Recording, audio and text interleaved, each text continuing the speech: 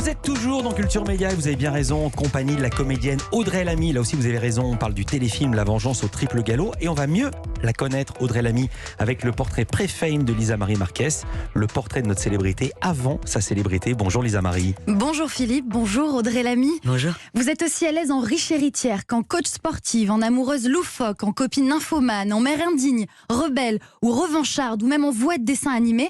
Mais comment en êtes-vous arrivé là? On va rembobiner et revenir ensemble sur ce qui vous est arrivé avant d'être célèbre.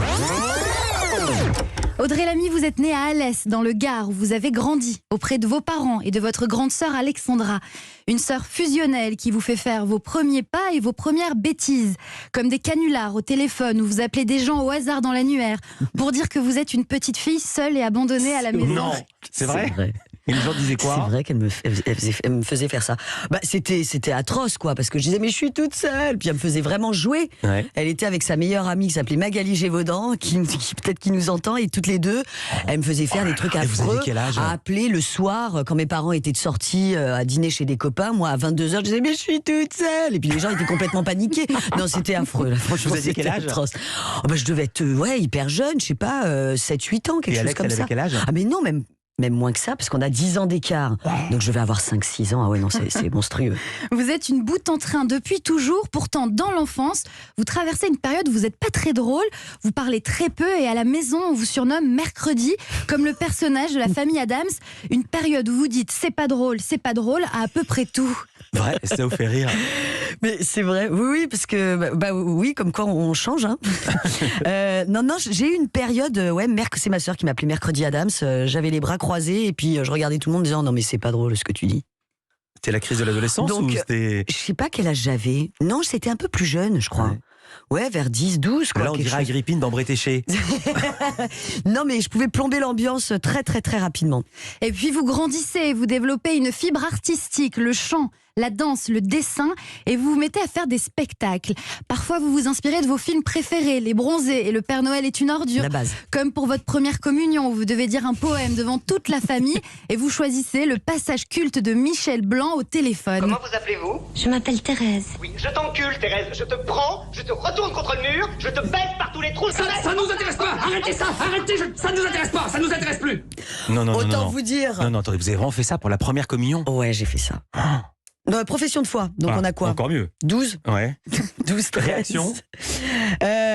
Réaction, ma grand-mère est partie en claquant la porte, j'ai envie de dire. Oui, ça a été très très mal vu. Ma sœur était morte de rire. Et mes parents riaient, et puis de temps en temps ils se reprenaient en disant non mais quand même Audrey. Non mais c'est quand même très très drôle. Non mais quand même. Mais et puis comme la réplique est très courte de Michel Blanc, je la reprenais en boucle. Ouais. Voilà. On est bien compris. On l'a tous en tête. Audrey Lamy, vous découvrez le théâtre lorsque votre sœur vous amène avec elle au conservatoire de Nîmes, alors qu'elle est supposée vous garder à la maison. Plus tard, vous jouez même son personnage enfant dans une pièce. Dans votre chambre à la maison, celui qui tapisse vos murs, c'est David Charvet.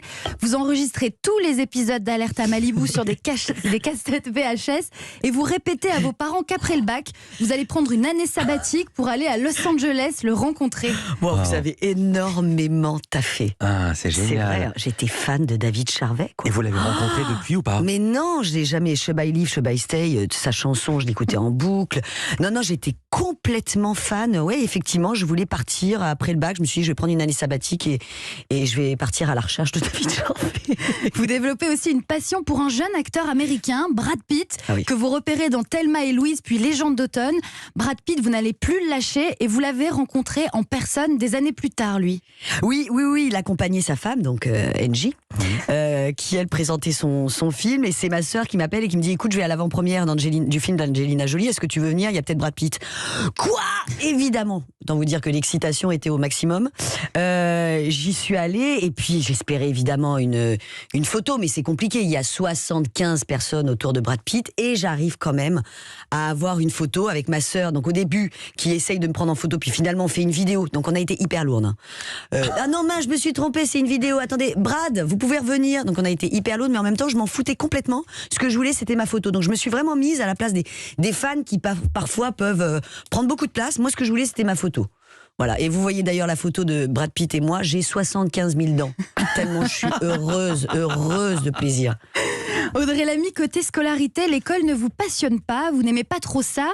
Alors vous n'êtes peut-être pas une bonne élève, mais vous êtes une super camarade. Vous êtes même élue meilleure copine de classe. Ça, c'est pas mal. Ah, Ouais. j'ai eu ça, ouais, je crois, c'est vrai.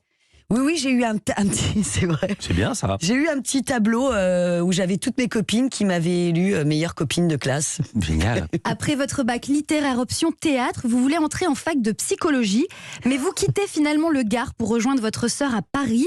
Vous passez par le cours Florent avant de tenter le prestigieux concours du conservatoire.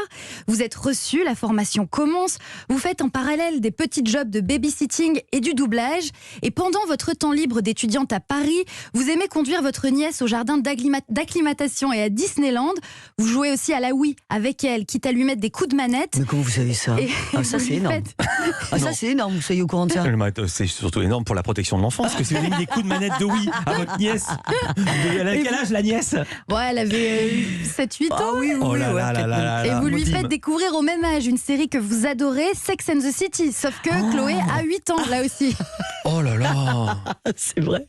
Ah, c'est vrai, comment vous savez Oh, la ça? tante C'est elle qui a indigne. balancé? La tante indigne. Ouais, Ah, elle est je traumatisée, elle est chez Ah le psy ouais, maintenant. Audrey Lamy, vous étudiez le théâtre en jouant les grands classiques, où vous adorez les tragédies. Mais vous trouvez aussi beaucoup d'inspiration dans la musique. Et là, vous avez des goûts éclectiques. Votre queen, c'est Beyoncé.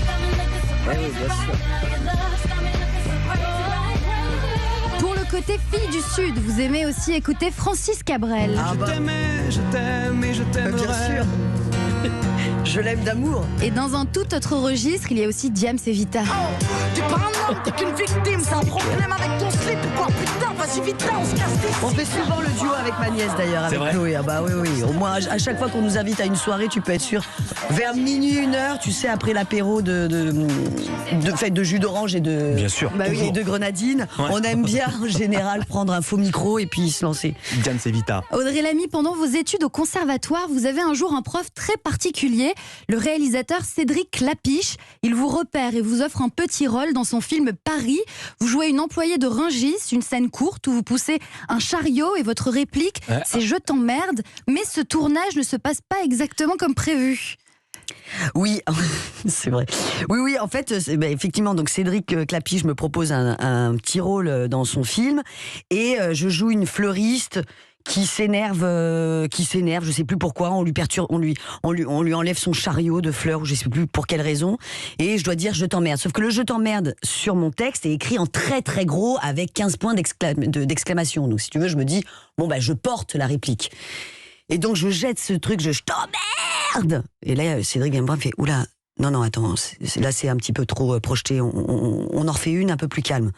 D'accord? Donc deuxième prise, il pleuvait, j'avais des talons, il y avait des pavés, ça glissait énormément, et là mon chariot me lâche des mains, et en fait je percute le gros rétroviseur d'un camion, et je pète le rétroviseur du camion. Donc autant te dire que là, Cédric Clapiche, il a été sympa, il m'a proposé un autre rôle dans son autre film d'après, mais vraiment il a été très cool parce que les deux premières prises étaient catastrophiques. Audrey Lamy, l'année 2009 est l'année de l'alignement des planètes. Vous décrochez le rôle de Carole, la coach sportive dans Tout ce qui brille, celui de Marion dans le programme court Scène de ménage sur M6, et vous rencontrez un certain Alex Lutz qui met en scène votre premier spectacle, Dernière avant Vegas. La suite, on la connaît, et moi, je m'arrête là. Merci beaucoup, super. Oh, merci Lisa Marie-Marie. Ah, Vous êtes- merci. Vous m'avez rappelé des choses que j'avais oubliées. Ouais, Déjà que j'avais frappé ma nièce avec une manette de... Ouais. Oui. mais ne le répétez pas. Et vous l'avez fait découvrir Sex and the City à 8 ans. Bah, Ouais, c'est ça pas va. hyper... ça va, hein. Ouais, Non ça va. Allez, on va dire que ça va parce qu'on ne veut pas avoir d'ennui ni de courrier. Merci beaucoup Lisa Marie Marquez. À demain, dans un À demain. instant.